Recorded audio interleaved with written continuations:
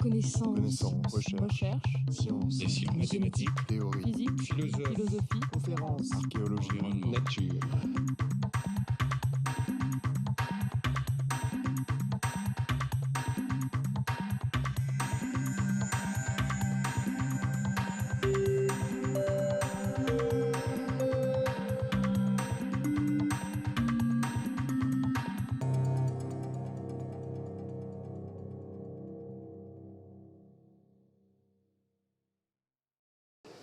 Il y a chez vous, chers collègues, cher Jacques Nichet, de l'attendu et de l'inattendu dans votre parcours d'universitaire, d'artiste et d'homme de théâtre.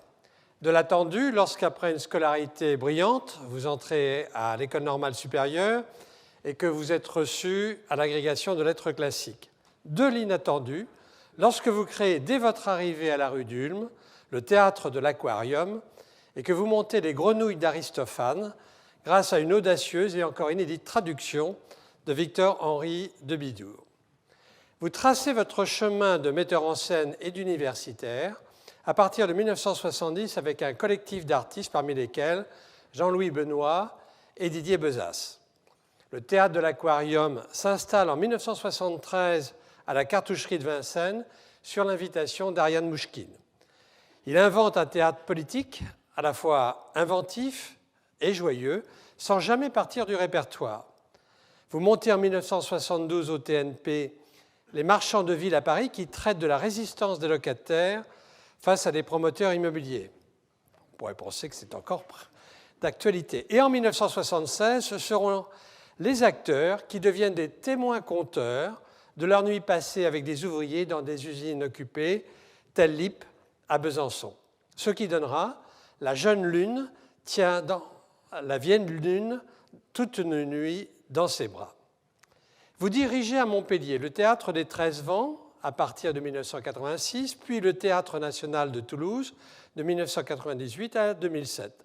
Là, vos mises en scène sont marquées par votre désir de faire découvrir des auteurs contemporains, rejouer des classiques injustement méconnus, faire passer un vent de poésie de la scène à la salle. Et je cite en vrac Le rêve de Diderot, Le magicien prodigieux de Calderon, Alceste d'Euripide, La tragédie du roi d'Aimé Césaire, du roi Christophe d'Aimé Césaire, Faut pas payer de Dario Fo et Le suicidé de Nikolai Erdmann. L'homme de théâtre se double chez vous d'un traducteur attentif à donner rythme, couleur et vigueur au texte. Vous créez avec Michel Desprats un centre international de la traduction française dont le siège, la Maison Antoine Vitesse, est à Montpellier. Cette association choisit des pièces d'auteurs reconnues dans leur pays, mais jamais encore représentées en France. L'aide matérielle accordée par l'association rend accessible nombre de ses œuvres. Michel Zinc, votre complice du temps de vos études à l'ENS et votre ami, et votre présentateur à cette chaire, dit de vous que vous faites théâtre de tout, selon l'expression d'Antoine Vitesse, et que votre profond désir est d'aller de surprise en surprise. D'ailleurs, n'avez-vous pas choisi d'appeler votre toute nouvelle compagnie l'inattendu? Vous nous interpellez aussi en mettant en exergue à cette leçon ces mots provocateurs de Zola, le théâtre n'existe pas. Nous sommes prêts à vous suivre dans la partie oubliée du monde qu'est le rêve, à emboîter avec vous les pas du savetier, de la savetière prodigieuse de Federico Garcia Lorca, une pièce que vous avez ressuscitée grâce à une nouvelle et vivante traduction. Imaginez la scène. Le savetier revient chez lui incognito. Il s'invente sur le champ une profession, artiste, homme de théâtre. Et il prononce ces mots que l'on serait tenté de vous appliquer. C'est un métier de peu d'apparence et de beaucoup de science. Je montre la vie. Merci de nous montrer votre vue du théâtre.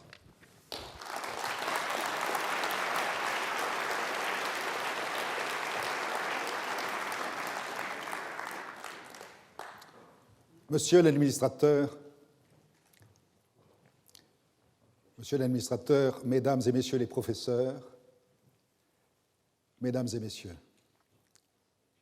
Si pour les petits-enfants, celui qui enseigne est le maître d'école, pour les grands, c'est le poète.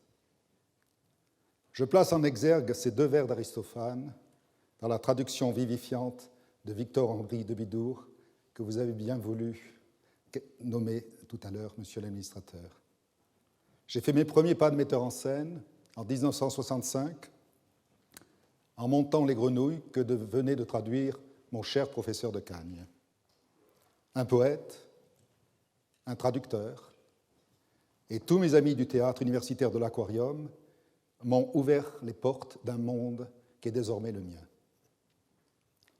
J'ai eu le grand bonheur d'être nommé à l'université de Paris 8, Vincennes, perdu dans les bois, pas très éloigné de la cartoucherie, qui s'inventait en même temps, et pendant 15 ans passionnants, je suis allé de l'une à l'autre.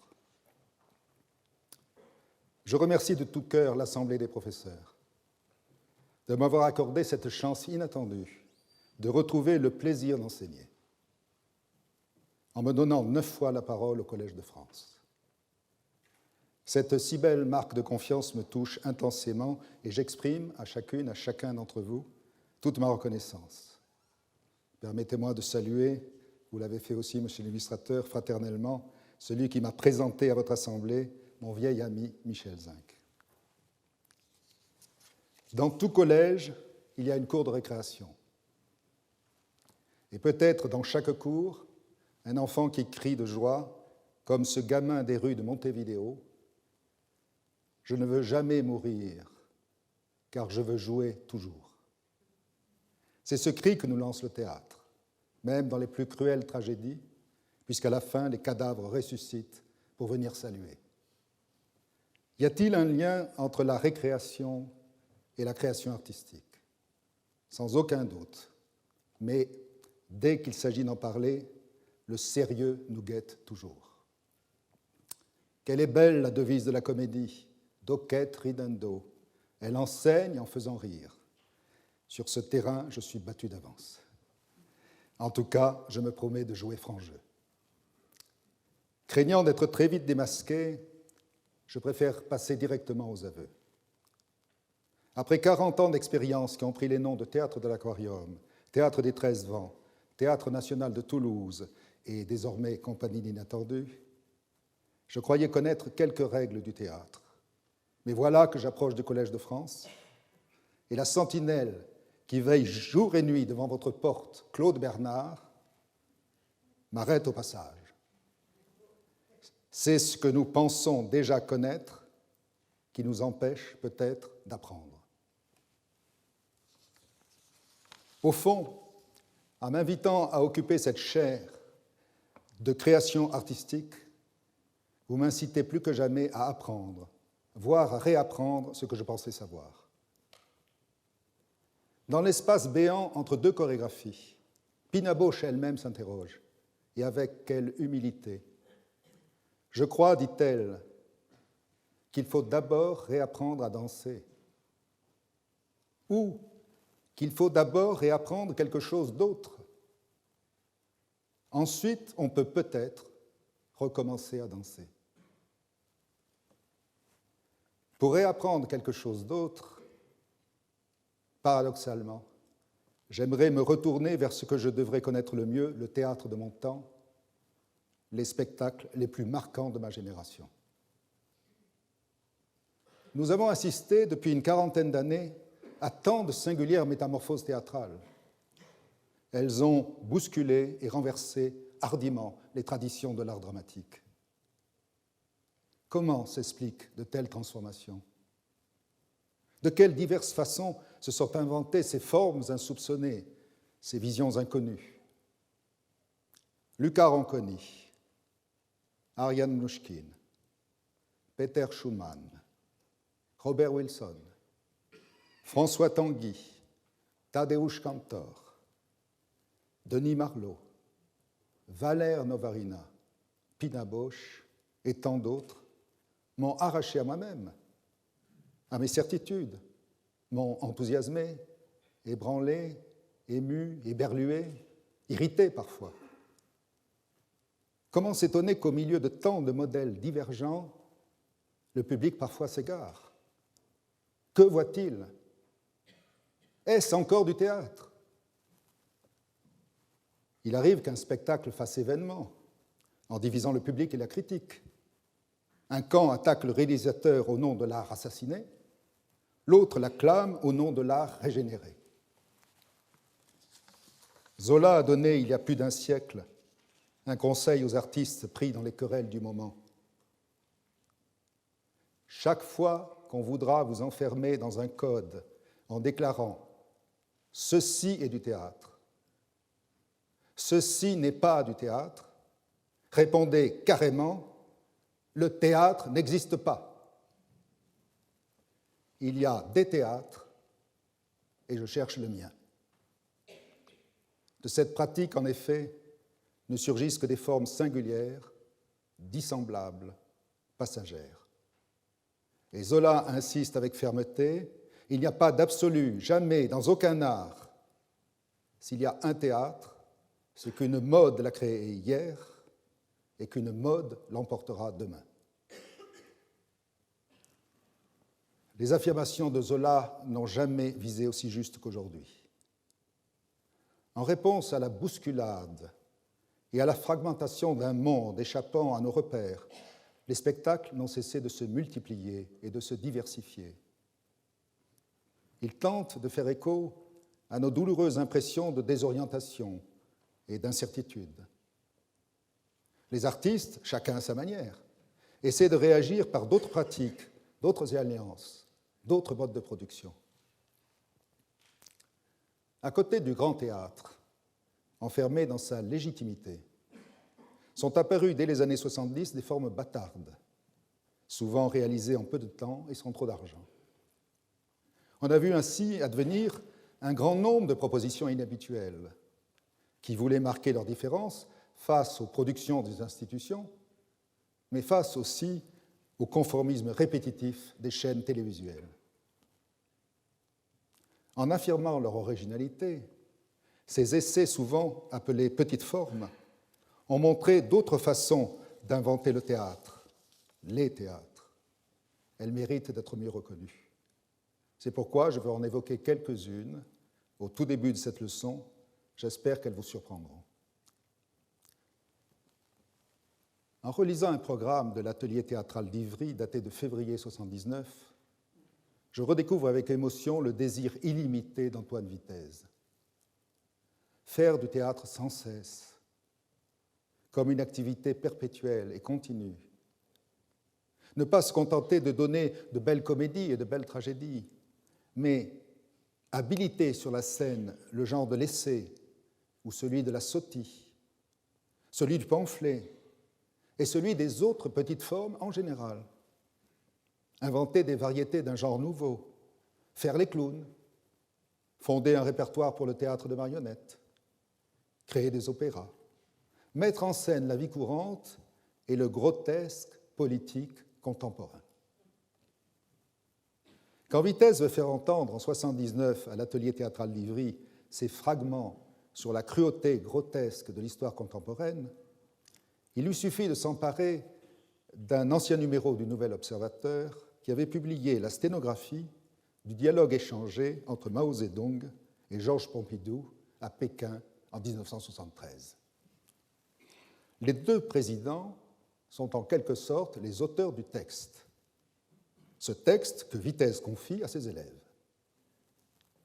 Ces deux jeunes comédiens ne ressemblent en rien au grand timonier et au successeur du général de Gaulle. Tout le plaisir du jeu se trouve là. Le critique Guy Dumur le confirme, pour nous, spectateurs, l'effort involontaire que nous faisons pour retrouver les personnages connus derrière ces visages de jeunes acteurs engendre la dimension ironique, critique, voulue par Vitez. Sans faire aucun effort pour se rapprocher de leur modèle, les interprètes nous demandent simplement d'y croire. Assis sur une chaise, ils ne sont ni maquillés ni costumés, et chacun invente librement son président. Il faut entendre du texte une sorte de version doublée. Les mimiques, les intonations, les gestes provoque un double jeu avec les mots qui se mettent à dire ce qu'ils ne croyaient pas si bien dire.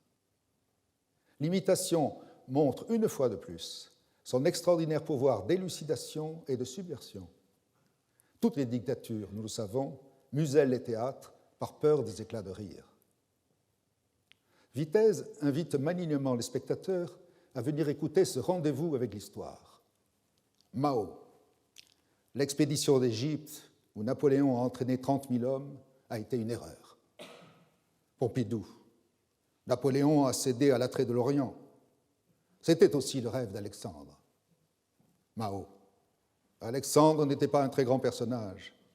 Il voulait aller jusqu'à la Perse, mais il est mort auparavant. Il est mort jeune. Pompidou, il avait 33 ans. Mao, Napoléon est mort plus vieux. Pompidou, il avait 52 ans. Mao, est-il mort d'un cancer ou d'un ulcère?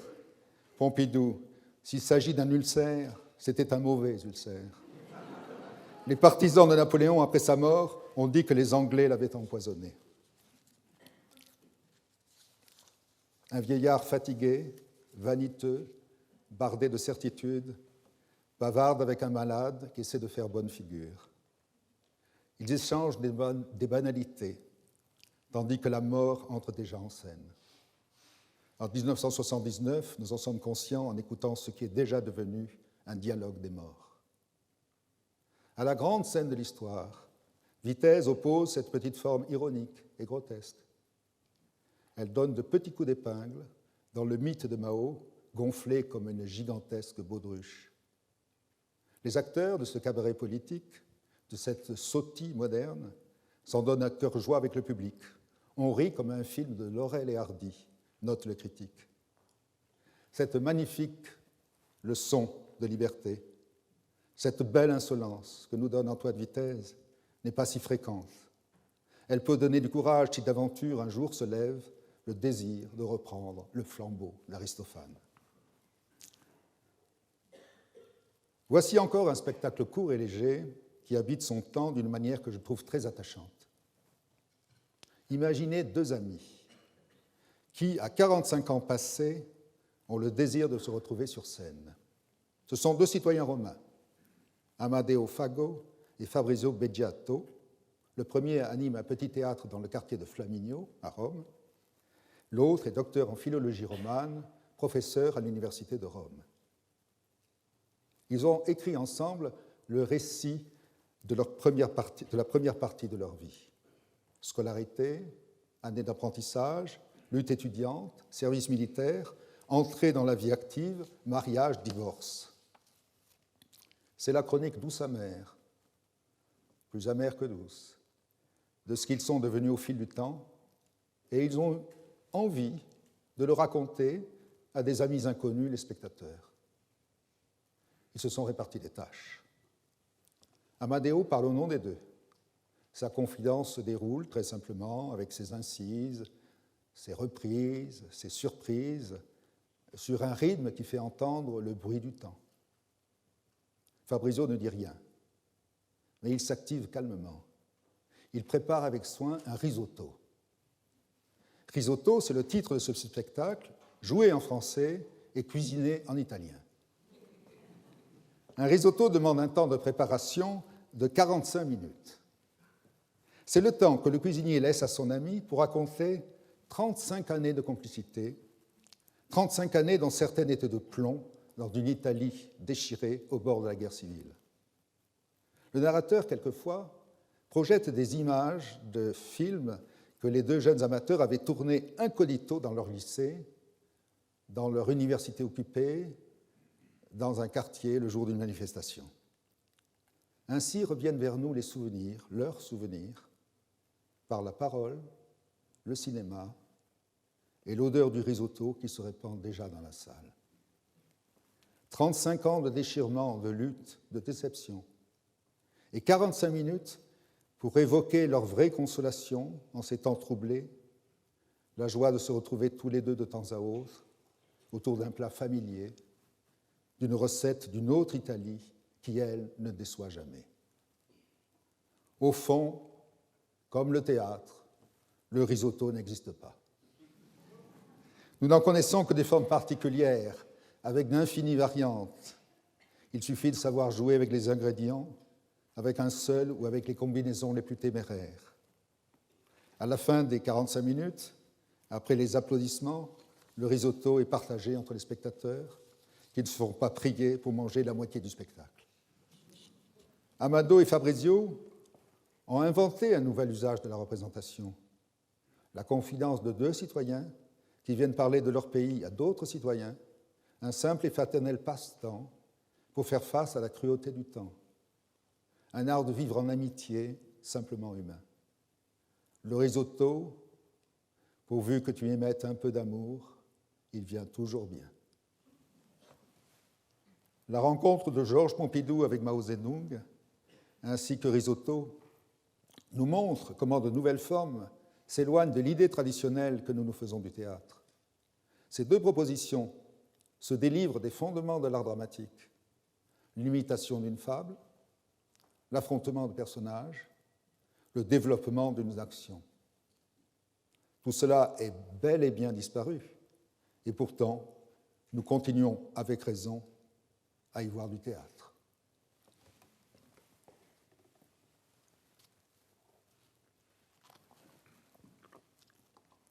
Je vous propose maintenant d'observer deux manières de jouer avec les éléments du cirque, l'acrobatie ou l'entrée clownesque. Deux manières de rendre théâtrales ces formes circassiennes. Aurélien Bory, directeur artistique de la Compagnie 111, a imaginé un objet théâtral non identifié se situant à la frontière du cirque, de la danse et du théâtre. Il s'est entouré de 3 complices qui sont, comme lui, jongleurs, acrobates et musiciens. En fait, ils veulent s'affirmer comme des acteurs complets en se servant de leur métier du cirque. Leur modèle reste Buster Keaton, un enfant de la balle. Dans ce spectacle intitulé Plan B, les acteurs vont affronter les lois de la gravité qui diffèrent du tout au tout selon la position de la scène. Une vaste forme géométrique, un plan, incliné à 30 degrés, modulable et transformable. 4 jeunes cadres en costume et cravate sombre glissent lentement et librement, les uns après les autres, couchés le long de la pente. Chaque fois qu'ils arrivent au sol, ils repartent derrière le plan, remontent au sommet et se remettent à glisser un peu plus vite. Sont projetés en même temps les chiffres de cotation en bourse. Le long du plan qui leur est imposé, les hommes continuent à glisser, de plus en plus serrés, de plus en plus coincés les uns contre les autres. Si nous y étions réellement au cirque, je suppose que nos acrobates porteraient des maillots de corps lumineux et pailletés, qu'ils feraient tout pour réaliser une prouesse, qu'ils chercheraient à faire admirer leur virtuosité. Nous nous trouvons au contraire devant une situation d'anonymat, de grisaille, de conformisme. On ne nous invite pas à admirer, mais à regarder ça.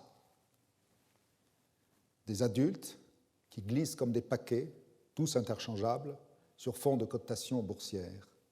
Nous découvrons une sorte de quotidien mystérieux où l'humour n'est jamais absent. Nous assistons en fait à une expérience de théâtre minimaliste, où les corps jouent comme des formes abstraites. Cet art visuel se passe aisément de paroles. La recherche pour inventer des fragments de jeu et trouver des enchaînements de mouvements a demandé 3 fois plus de temps que celui qui est habituellement accordé à une production. Toute une équipe a travaillé pendant 6 mois et elle ne conservera au montage final que la moitié de ce qu'elle a trouvé. Le spectacle garde cependant l'apparence de légèreté et de rapidité d'une petite forme. Il dissimule avec élégance toute la peine prise pendant de très longues répétitions. J'ai été particulièrement ébloui par un moment magique vers la fin du spectacle. Au sol, 2 êtres rampent les uns vers les autres, s'approchent, se repoussent, s'agrippent. Ils ont des roulettes sous leurs chaussures qui leur permettent de glisser et de tourner sur eux-mêmes. Cette chorégraphie horizontale est filmée en direct, sans aucun trucage. Et là, le film apparaît sur un écran vertical. Miracle.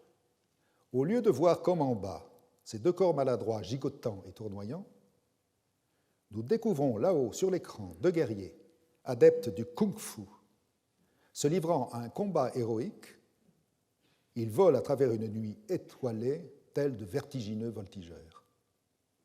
On se croirait devant un film de Georges Méliès ou de Bruce Lee.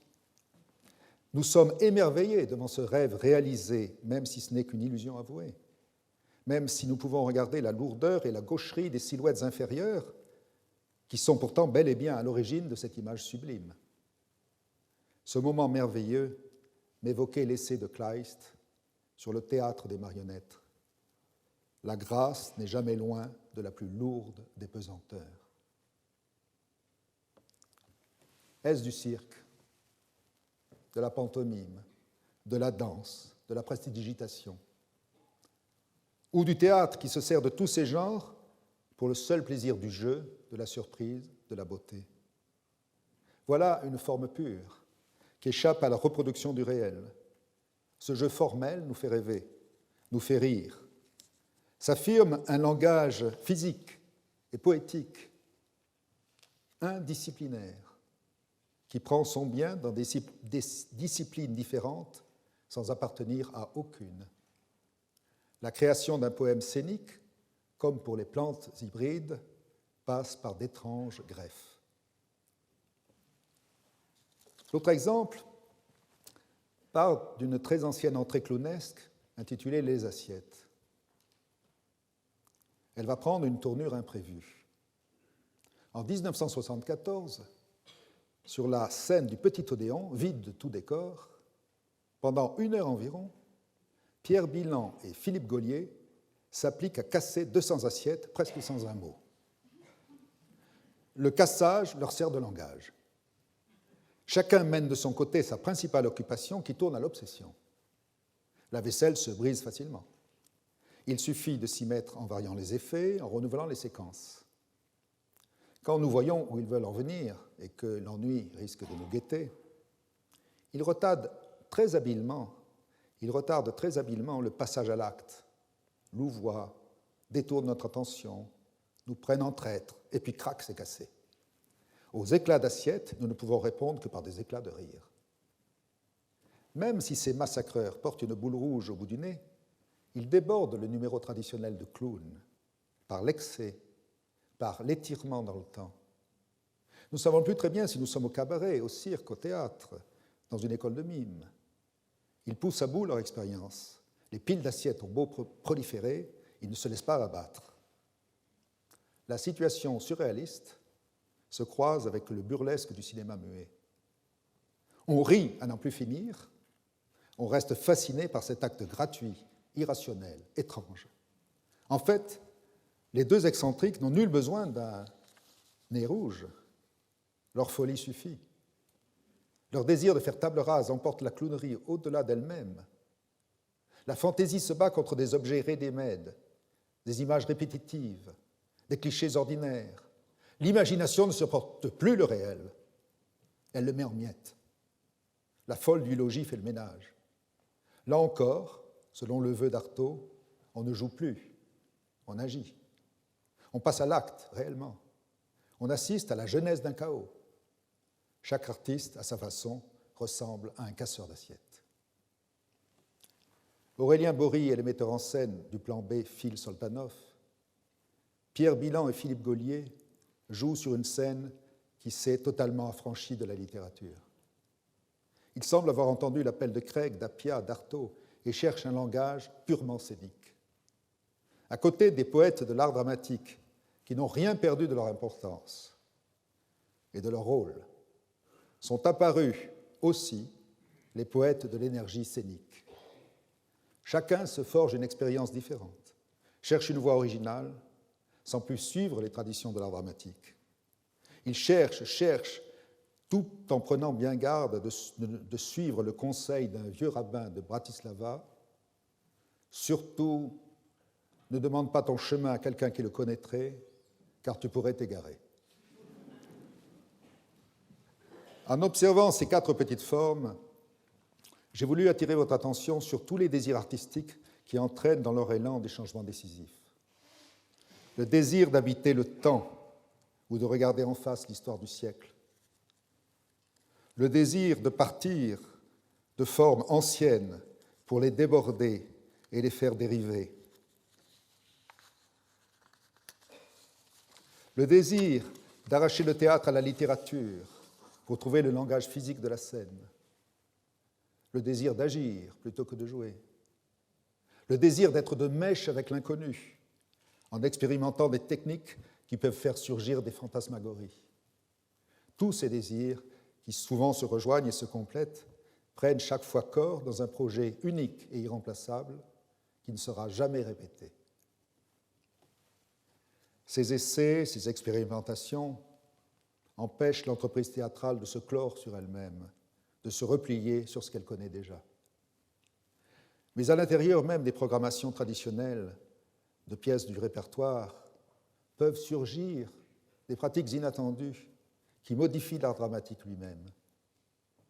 Habituellement, au cours des répétitions, le metteur en scène orthodoxe souhaite accorder ou légèrement désunir l'écriture d'une pièce et celle du spectacle. À cette fin, le réalisateur s'apparente à un traducteur. Pour Antoine Vitez, le metteur en scène est le comble du traducteur.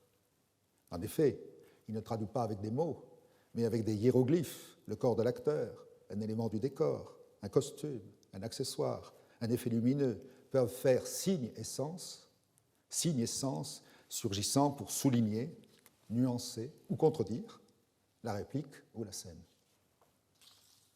Mais d'autres artistes hétérodoxes, au moment de partir d'une pièce du répertoire, préfèrent contourner l'art dramatique. Ils veulent déstabiliser l'équilibre traditionnellement recherché entre le texte et sa représentation. Pour éclairer mon propos, je vais vous donner deux exemples. Dans le premier cas, les acteurs s'amusent à surévaluer le texte en diminuant d'autant la part de la représentation. Jouer le moins possible ce que demande l'auteur dans ses didascalies peut en effet transformer radicalement l'art de la narration théâtrale. Je me souviendrai toujours de l'étonnante prestation du groupe flamand Tegestan aux prises avec une œuvre difficile, une œuvre d'Ibsen, Un ennemi du peuple. Les 5 acteurs respectent scrupuleusement l'ensemble du texte, y compris toutes les didascalies. Ils disent en scène, elles sont longues et nombreuses. Mais ils se soucient comme d'une guille d'entrer, de sortir, de se déplacer, de s'asseoir dans un fauteuil. La scène est complètement vide. Ils se mettent au proscénium. Une rangée d'acteurs fait face aux rangées de spectateurs. Et ils échangent leurs répliques entre eux, en se regardant entre eux, ou bien en s'adressant directement à la salle. La quantité de rôles dans cette pièce dépasse et de loin le nombre des interprètes. Ils ne sont que 5. Peu importe. Dès qu'un nouveau personnage entre en scène, un comédien s'empresse d'annoncer le nom du nouveau venu et il dit aussitôt la réplique. Il vient en fait de prendre le rôle qui s'ajoute à tous les autres qu'il a déjà pris en charge. Ainsi, chacun se fait le porte-parole de plusieurs personnages, sans jamais modifier sa voix pour marquer une différence de sexe, d'âge ou de classe sociale. Ces comédiens ne jouent plus tout à fait la comédie. Ces acteurs n'agissent pas, ce sont les répliques qui semblent jouer entre elles. Aux spectateurs de faire un effort d'imagination pour reconstituer la représentation absente. Au public d'apporter la part manquante de théâtre qui flotte dans le vide. Nous ne pouvons qu'éclater de rire devant l'inconvenance de la situation. L'humour ravageur des acteurs, associé à une certaine nonchalance, fait mouche. D'autant plus que leur fort accent flamand et leur maladresse dans l'élocution française renforcent l'étrange dolorie du phénomène. Paradoxalement, cette explosion des codes de jeu naturalistes fait place nette au texte. On entend les lois secrètes d'une société corrompue par l'argent, ce qui est le thème profond d'Ibsen. Avec des airs de ne pas y toucher, les comédiens laissent jouer le langage des affaires et de la politique, sous-entendu, chantage, manipulation, trafic d'argent. Cette corruption se met d'autant plus dans l'évidence qu'elle n'est pas noyée par des signes. Cet exploit langagier rend à Ibsen toute sa virulence et son humour noir. La vérité de la pièce surgit du retrait de la représentation.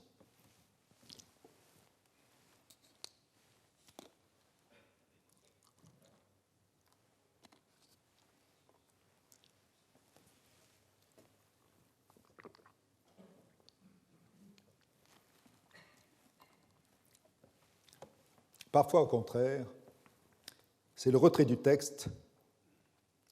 retrait du texte que se construit la représentation.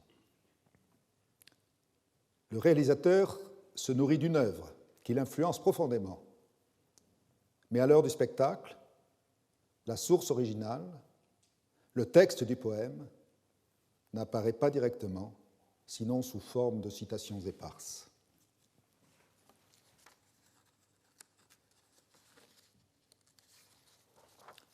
En 2008, Romeo Castellucci propose, dans la cour du Palais des Papes, Inferno, spectacle librement inspiré de la Divine Comédie de Dante. Librement inspiré.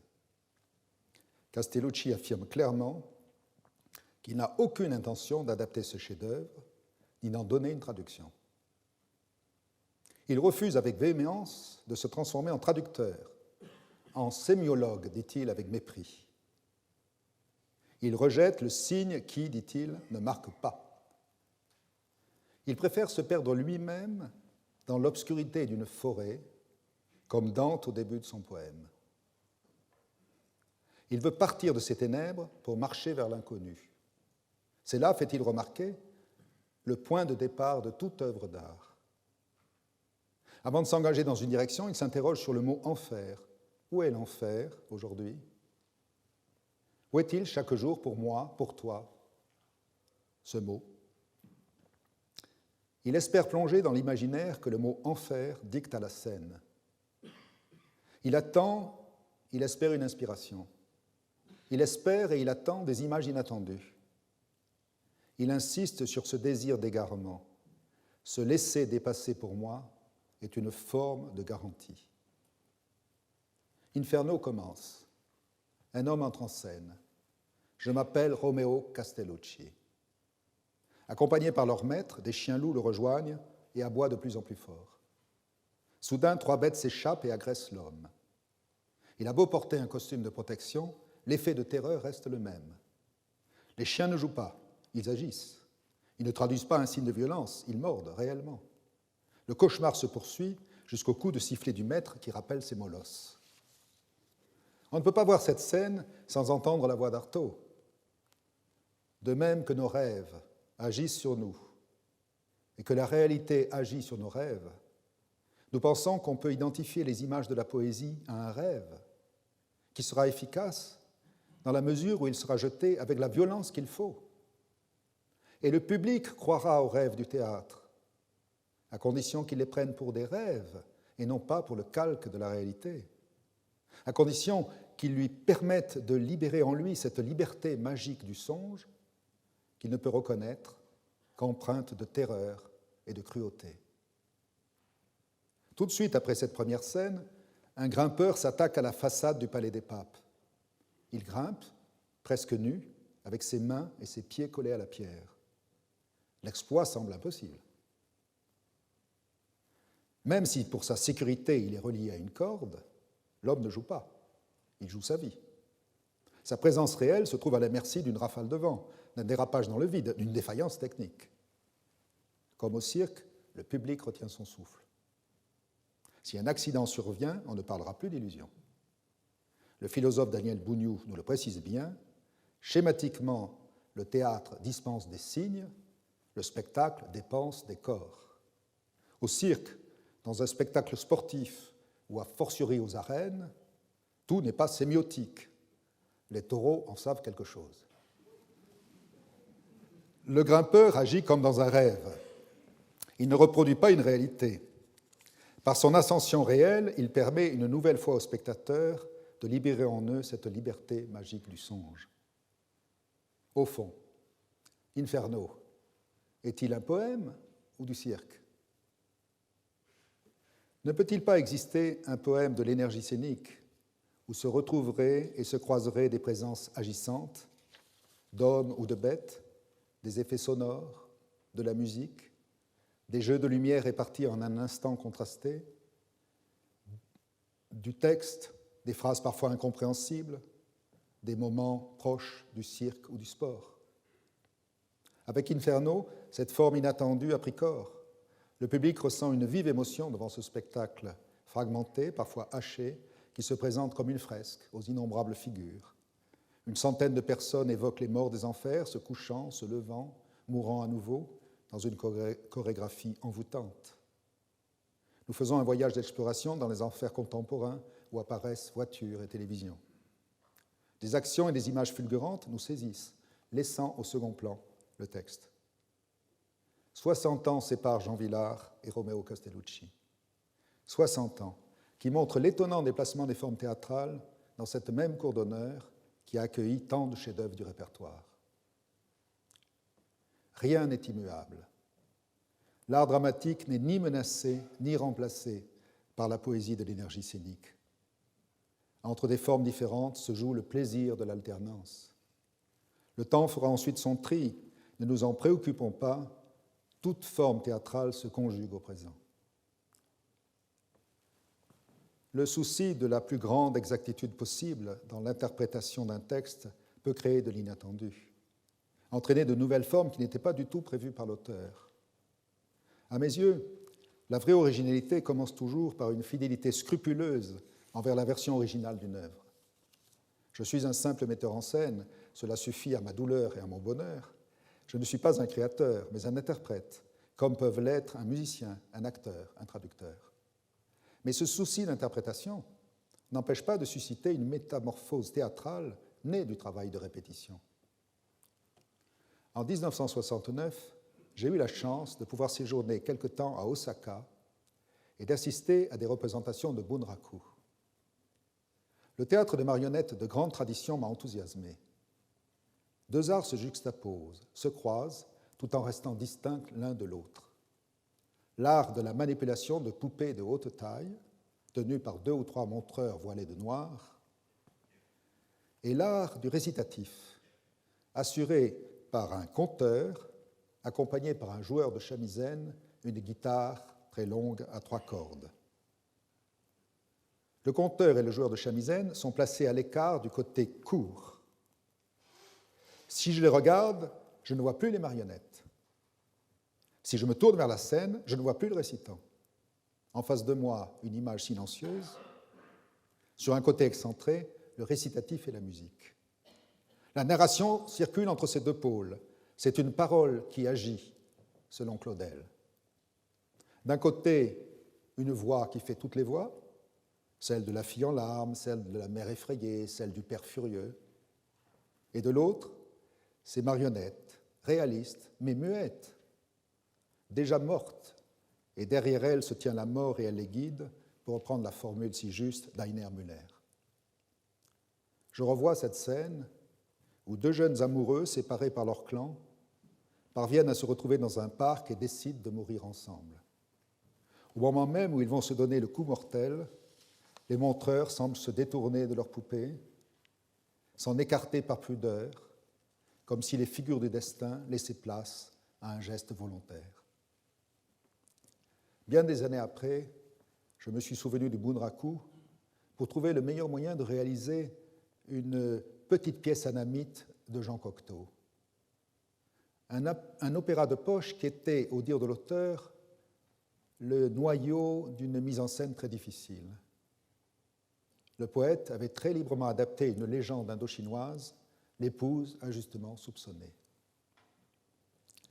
Un enfant de 4 ans, le petit Dan, n'a encore jamais vu son père, parti pour la Grande Guerre, à la veille de sa naissance.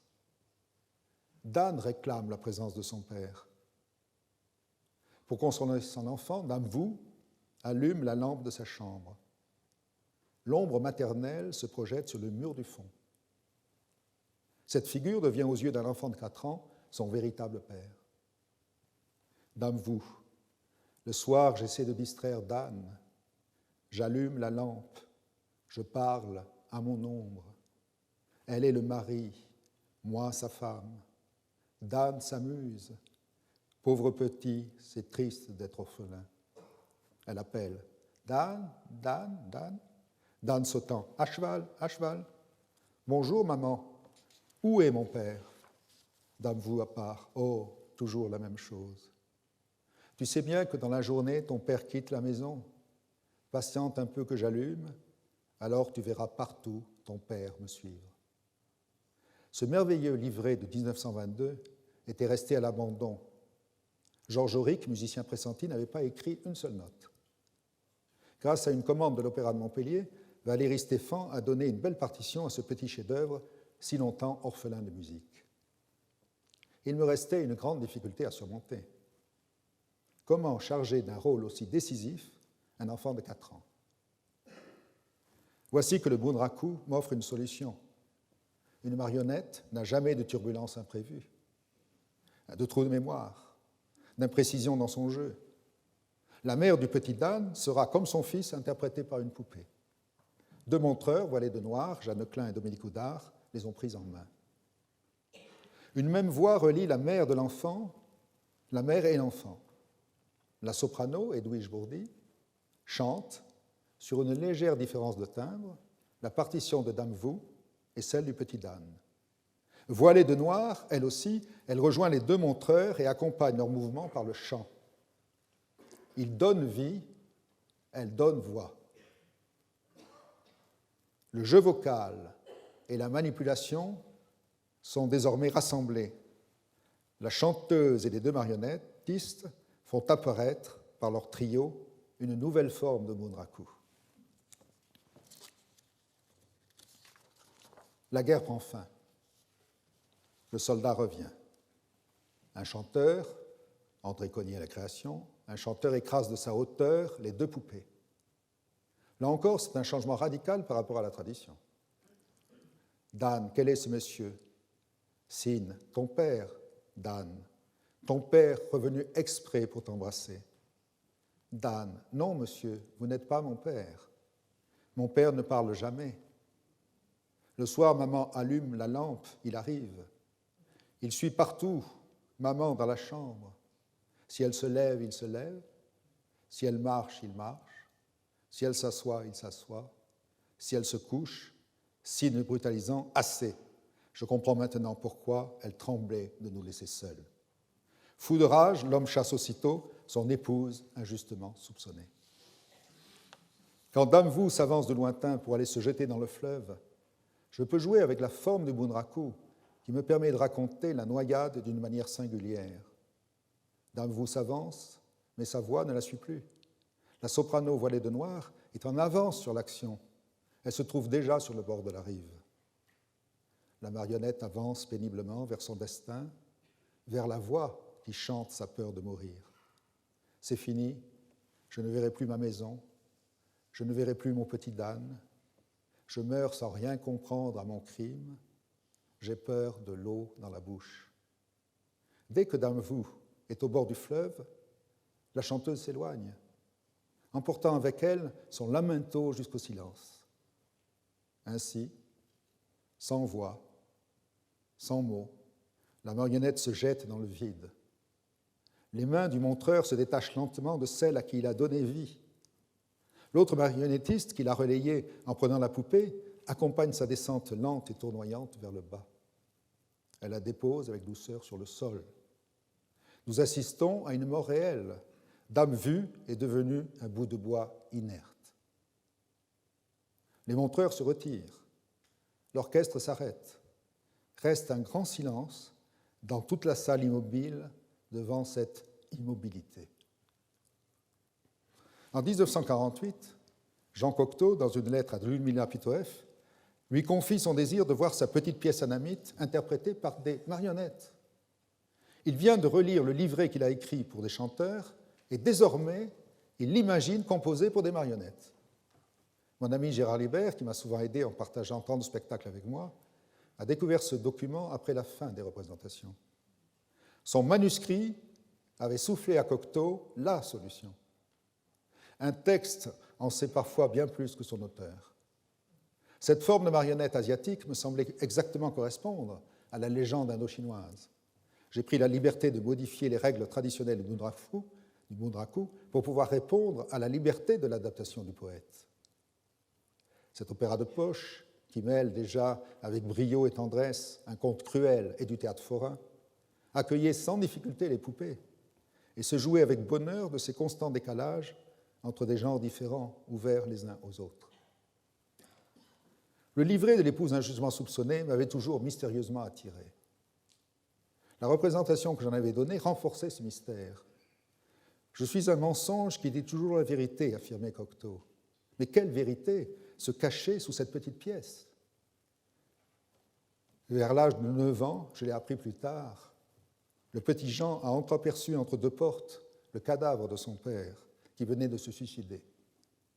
Le poète n'en a jamais parlé dans ses autres œuvres, ni dans son journal, ni dans sa correspondance. Ce secret, l'ombre du père absent, je l'ai confié sans le connaître à cette voix féminine qui chantait sous un voile de deuil « Ô mort, habille-moi de neige, donne-moi la tranquillité. »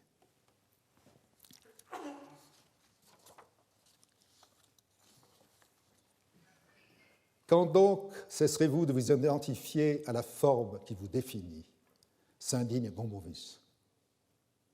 Aucune forme à elle seule ne peut définir le théâtre, qui ne cesse d'échapper à son identité depuis la nuit des temps. Nous allons partir dans les semaines qui viennent à la recherche de spectacles singuliers désormais effacés. Mon plus grand plaisir serait de retrouver le choc d'une surprise, le surgissement de l'émotion, comme pour la première fois, le soir où nous avons vu Orlando Furioso de Luca Ronconi, 1789-1793 d'Ariane Mouchkine et du Théâtre du Soleil, Un garçon dit au revoir à sa mère et Fire de Peter Schumann et du Bread and Puppet, Le regard du sourd de Robert Wilson, La classe morte de Tadeusz Kantor, Les aveugles de Maeterlinck dans la fantasmagorie de Denis Marlowe, L'acte inconnu de Valère Novarina, Café Muller et Barbe bleue de Pina Bausch. Il y a 40 ans, tous ces spectacles étaient inimaginables. Si tu peux l'imaginer, tu peux le faire, dit le sculpteur Calder. Il a juste fallu un artiste, un jour, pour les imaginer.